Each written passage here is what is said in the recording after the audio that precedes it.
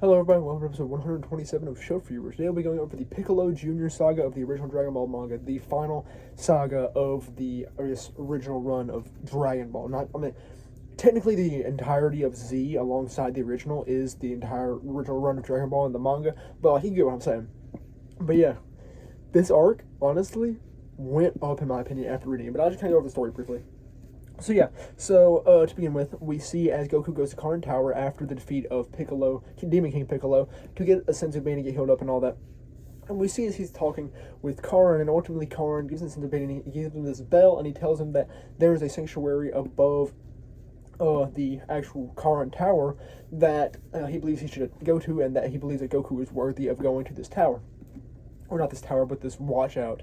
Or whatever you want to call it. But yeah, so he ends up telling Goku how to get up there. He tells him that the Niobu is how you get up there. So Goku was like, oh crap, I forgot it. So he ends up going back to where he beat Piccolo, and he can't find it. So then he ends up going to Kame House, where he ultimately, because he has to go to Baba to actually tell him where it is. And then he ends up going to Kame House, where he ends up getting the pole, and then heads back. And then, well, I said and then like 1,000 times. My apologies. Once he gets there, he then puts the pole on the top of the tower and then extends it to the watchout. So he ends up going all the way up there, and up there, once he's on the flatter area, it's this large floating island with palm trees and a palace and everything. And it is where God lives, because Goku is told he's going to meet God, and he tells the Kame House that and the people there that, yo, I'm going to meet God and be in heaven and stuff like that. And they're like, yo, Goku gonna die? But no. So he sees he ends up going up there, and he runs into this very dark-skinned individual by the name of Mr. Popo. I love Mr. Popo. Mr. Popo is such a goated character, even though he's barely in the series.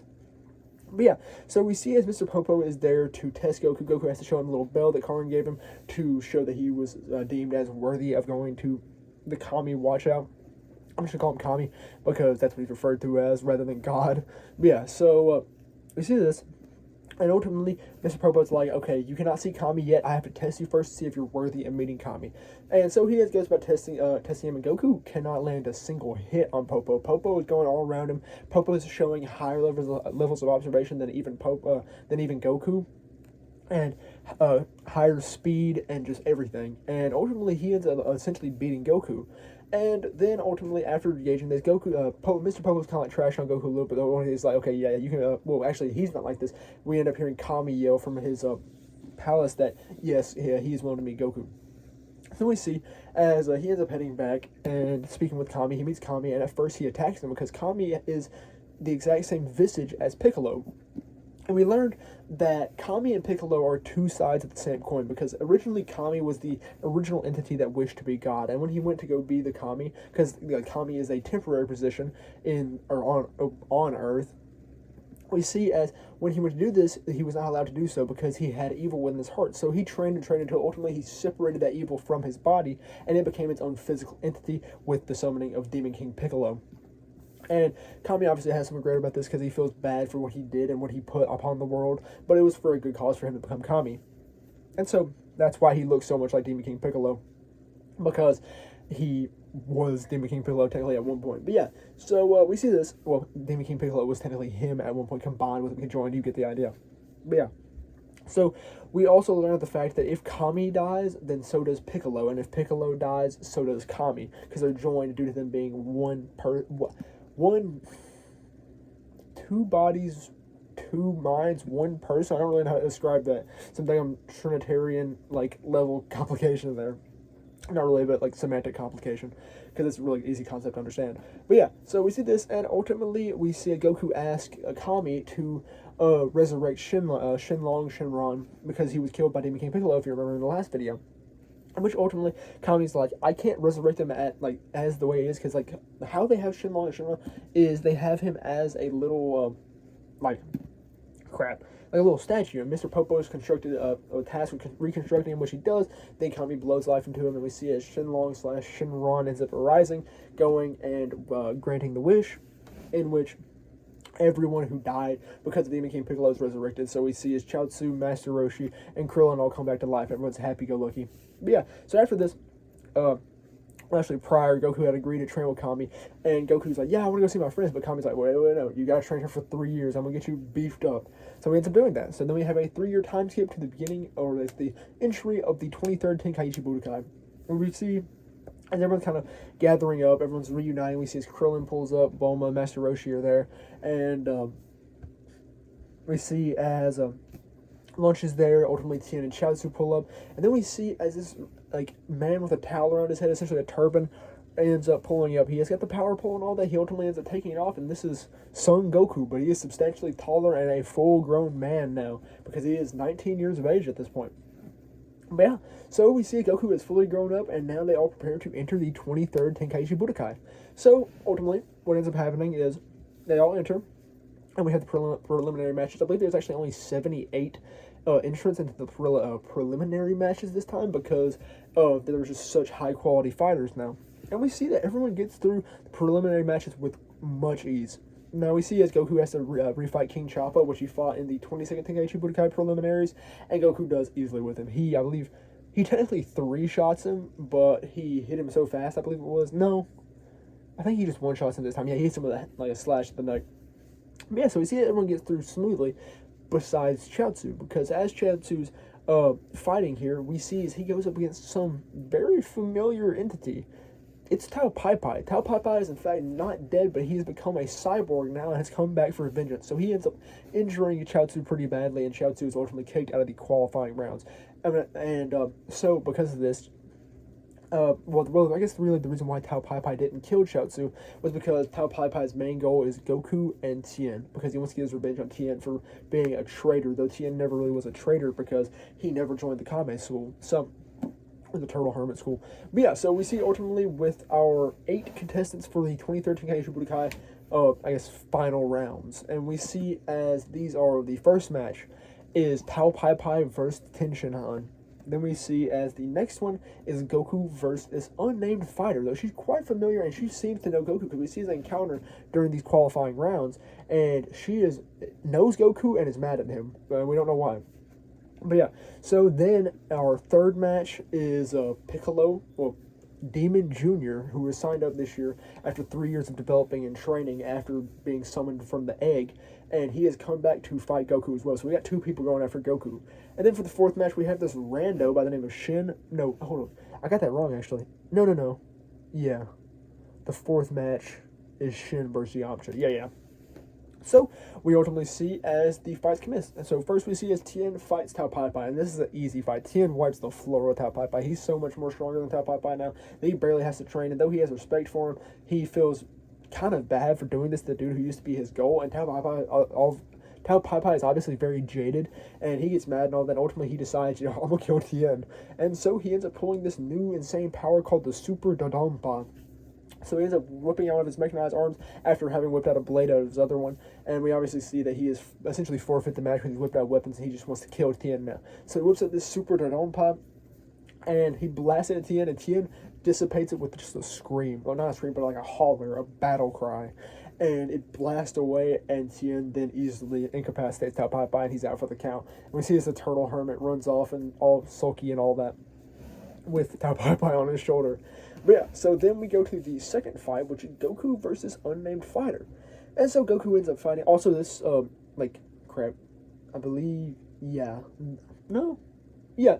Chaozu actually was there to manipulate this selection because, he got beat up pretty bad in his Tao Pai Pai versus him fight, but ultimately he didn't, die or anything. He got a leg broken like Yamcha did. So he actually manipulated these matches to fight whoever was. And so we see as Goku and this unnamed fighter fight, and Goku's pretty easily beating. It's a woman. Goku's pretty easily beating this woman. He is going to town, and she's obviously jaded. And she mentions about how Goku promised to marry her. And Goku's like, I thought marriage was a food. And so ultimately, she ends up revealing that she is in fact Chi-Chi, Gaimao, or the Ox King's daughter, who Goku did in fact promise that he would take her hand, and that he would accept it from the Ox King. And so we see as ultimately Goku ends up beating her. And they resolve the fight with Goku now acknowledging that, he's got to get married. So, kind of ends their proposal there. But yeah, so ultimately they end up walking off. And then we have our third match, which is Krillin versus Piccolo. Now we see Krillin, he puts a pretty good fight. or I'm just gonna call him Piccolo because he is the Piccolo that we see throughout most of the series. Technically, in this, he's known as Demon Junior or Piccolo Junior. But yeah, so we see throughout this as he and Krillin are fighting. Krillin put up a pretty good fight, but Piccolo never even shows his full strength. And we actually do get to see that he pulls out his like stretch arm move, which is what some Namekians can do. Piccolo's a Namekian, if you didn't know. It's alien species of green-looking aliens, essentially very stereotypical aliens. He just stretches his arm. And he does this and plays it out on Krillin and everything. Ultimately, Krillin's defeated. So he is out in the first round of the Tenkaichi Budokai, which is actually the first time that Krillin has actually got beat in the first round. But yeah. So then we go into the person who's never made it past the first round, Yamcha. Yamcha has to fight this weakling dude. It looks like it's going to be an easy match. The dude goes by the name of Shin. He looks like an average desk jockey. And we see as him and Shin begin to fight. Yamcha's kind of going easy on him, but Shin is like fooling around. He's hitting Yamcha with very powerful attacks without even appearing to do so. And ultimately, Yamcha deduces down like, yo, this dude is more than he seems. And ultimately, Shin reveals to Yamcha that, yo, I'm not even a human, I'm an alien. And Yamcha ends up continuing to fight him. But Shin keeps the upper hand until ultimately Yamcha pulls out one of my favorite attacks in all of Dragon Ball, the Ki Bullet. And what he does is he whips out a little orb, sends it flying, but he holds his hand like this. He can like move where it goes and all that. That's so cool. I cannot wait till Yamcha gets into Gekishin so I can use that move. I will be maining Yamcha and Tien when they get to Gekishin. If they do. I pray they do, because I love those kids, my goats. But yeah, so we see that he ends up using this Ki Bullet, but ultimately he ends up failing in hitting Shin. And Shin then easily beats Yamcha afterwards because he realizes, yo, I got kind of locking a little bit, so Shin ends up beating him. So then we see as Shin goes back, and due to this, well, not due to this, but he ends up going back, and we see as Goku kind of speaks with him a bit afterwards because he's like, I think I know who that is. And he actually ends up deducing that, yeah, this is Kami. Kami has taken the body, essentially, of a normal human so that he can go around and fight and ultimately go against Piccolo so that he can then use essentially beat Piccolo. But yeah, I won't spoil what happens a little bit later on.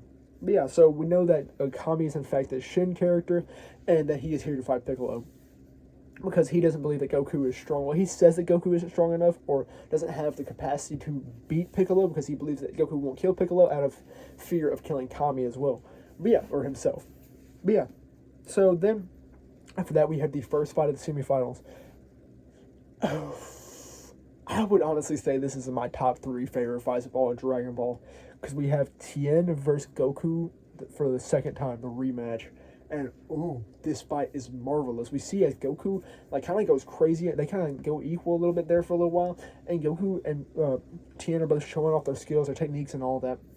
We see as Goku actually is able to pull off a Mirage and actually fool Tien with it. And we see as it's kind of pulling out everything, pulling out all the stops.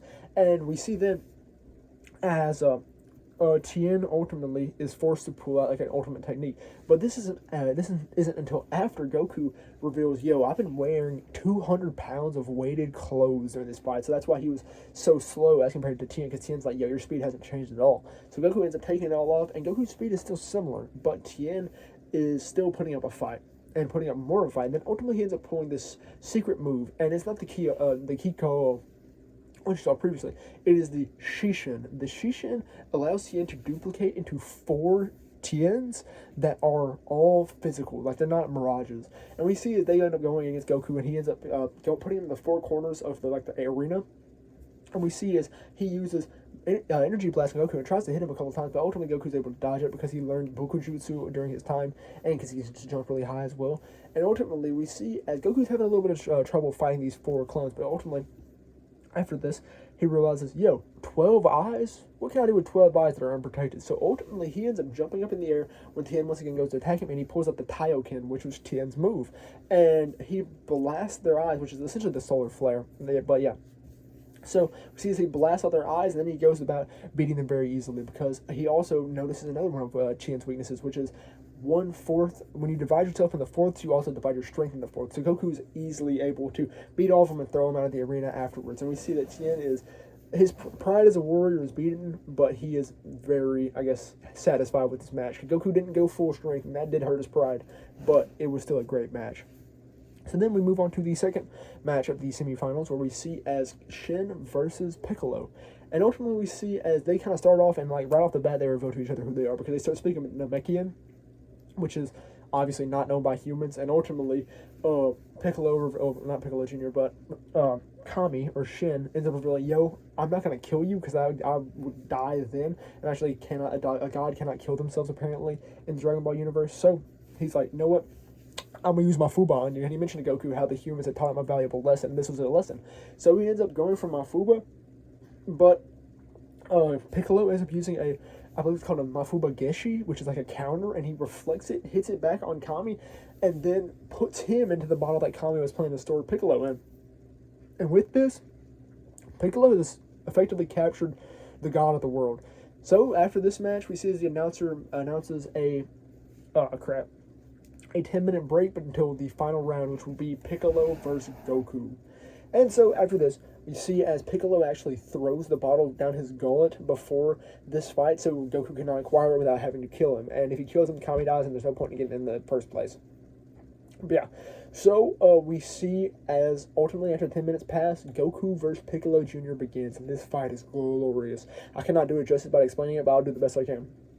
Well, we see they start off, and they're going, like I said, pretty even. And we see as Piccolo ends up pulling out his like stretching abilities, but Goku easily capitalizes on that and ends up moving around and everything. So ultimately, they fight it for a little bit longer until Piccolo pulls out a crazy move. What he does is he becomes gargantuan. He starts fighting Piccolo, but Goku is still able to, easily able to throw him around and everything. And we see he actually like hurls him over his shoulder and all of that. And then ultimately, after that, we see as Piccolo grows even larger because Goku was like, yeah, if you get a little bit bigger, then I might not be able to handle you. And this is really just a trick because Goku, what he wanted to do was to jump into Piccolo's gullet so he could reacquire the jug that Kami was in, throw him out, and then allow Kami to escape. And then see as, what was it? Oh no, okay, I forgot to mention something beforehand. Okay, before this we also see as Piccolo goes up in the air. This is before he gigantomizes, Gigantamax, whatever you call it. But he jumps in the air and he prepares to destroy the arena and all the people around it. And Goku ultimately ends up deflecting this blast at first, and it goes and destroys like some mountain or somewhere. But then ultimately he's like, you know what, I'm going to hit him with a Super Kamehameha. He was going to do this originally, but he had to deflect it. But then Krillin was like, yeah, if you end up hitting him with this, we can just get the Dragon Balls and revive Kami that way. So ultimately Goku ends up hitting him with a Super Kamehameha. And this did some pretty good damage. But yeah, then after that, like I said, they got giganticized, and Kami escapes. And after this, we see a Shin goes and runs off to his kid in the crowd, who's proud of his dad for being such a strong person. But he's like, yo, bro, I got way too drunk. How did this end up happening? Even though he was really just possessed. But yeah, so we see now that Kami is watching from the sidelines.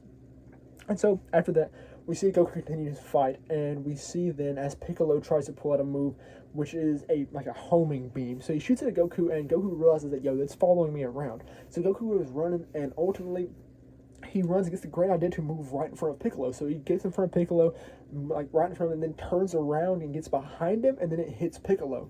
So then we see Piccolo's arm's badly damaged. Goku's like, you're not going to be able to fight me in that way with that arm being so badly damaged. And so we see Piccolo rips off his arm and shoots out another one because the Namekians can regenerate their limbs.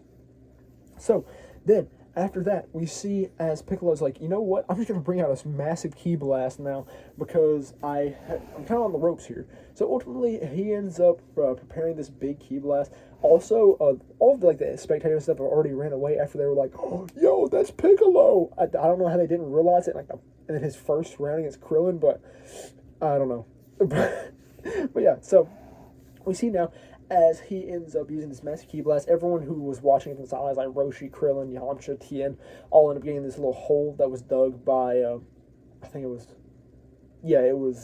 Tien who dug this little hole, blasted this little hole out for him. So they all hop in the hole, and Goku's like, nah, I ain't getting in the hole, I can take it, trust. And he does, he takes it. And then we see as he ends up going back for an attack on Piccolo, and then we see as they kind of fight a little bit, Piccolo jumps up in the air at one point, and Goku uses a really cool technique, which is shooting a Kamehameha from his feet, and then he uses it to propel and hit Piccolo, which was a really cool scene. But yeah, kind of reminiscent of what Goku did to Demon King Piccolo when he punched a hole through him. But yeah, so after that, I'll just kind of, where's it at? I should show you this panel because it is really cool, like I said. Okay, we are already past the whole part. Yeah, he hits him with this devious gut punch after having recovered from the blast that Piccolo let out. We also see as he blasts Piccolo with a crazy Kamehameha. And after this, Piccolo's like dug into the ground. They're like, yo, Piccolo's dead, get the 10 count on him. But ultimately, Piccolo ends up shooting a blast from his mouth, which blasts a hole through Goku's like right shoulder, and this leads him to be badly injured. And then after this, Piccolo ends up using this advantage to break and disarm Goku's other limbs. And so after this, we see as Goku is immobilized, and Piccolo ends up like trying to block everyone else from getting there because he's like, you can die on your own time, and so or die in your proper time. And so Piccolo, believing Goku's out for the count, ends up shooting a massive blast on him that supposedly kills Goku, and it seems that Goku got vaporized, and everyone's like, no! And then Kami tells Tien, like, yo, kill me so Piccolo Jr. can die. And then, after that, we see that Goku, in fact, did not die. He used Bukujutsu, which he learned, and he's up in the air. And he comes back down, and he blasts into Piccolo's side with his head, and Piccolo falls out unconscious because Goku won the fight. Goku won the 23rd Tenkaichi Budokai via like ring out, actually, because he knocked Piccolo out of the ring area, though it was essentially blasted away. But yeah, so then we see as everyone's celebrating, Piccolo's laying on the ground essentially dead, though he's not dead because Kami's not dead. And we see as everyone's kind of joyous and celebrating, and Goku actually goes up and confronts Kami. He's like, yeah, I know that the Dragon Balls would have disappeared if you would have died or killed yourself or gotten killed in any way. So that kind of sucks that you were trying to trick us like that. But yeah, so we see as they're talking about this, and ultimately Yajirobe pulls up because he was in the qualifying rounds, but Yajirobe ultimately ended up getting beaten by, I don't even remember who he got beat by in the qualifying rounds. But yeah, right, Yajirobe didn't get into like the top 8. But yeah, so we see Yajirobe ends up giving Goku a Senzu Bean when he pops in his mouth, celebrating everything, and then he walks over and goes to give Piccolo a Senzu Bean because he sees that Kami is trying to kill him, but he's like, no, Kami, you can't do this. This is where he confronts him about the Dragon Ball thing. But then, yeah, he gives Piccolo a Senzu Bean, Piccolo jumps off and goes heading away.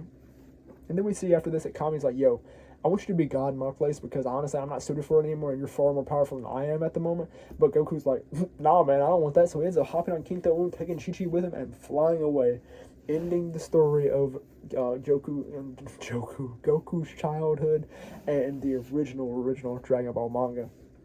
What a beautiful story. I love the 2013 Tenkaichi Budokai. Honestly, I liked it way more when I read it in the manga than I did the anime. Because I wasn't massive on it when I first watched the anime. I was like, 20 seconds a lot better than it. Now, honestly, I'd say the last 3 arcs of Dragon Ball are tied for my favorite arcs in all Dragon Ball. I know that's a cheap out. Honestly, though, if I were to put 2, I would say that Demon King Piccolo and 23rd Tenkaichi Budokai would be tied for second, while 22nd Tenkaichi Budokai is still up there. Because I do still love the Tien versus Goku first round more than I do than the second, like the rematch. But it's still both are very high quality fights.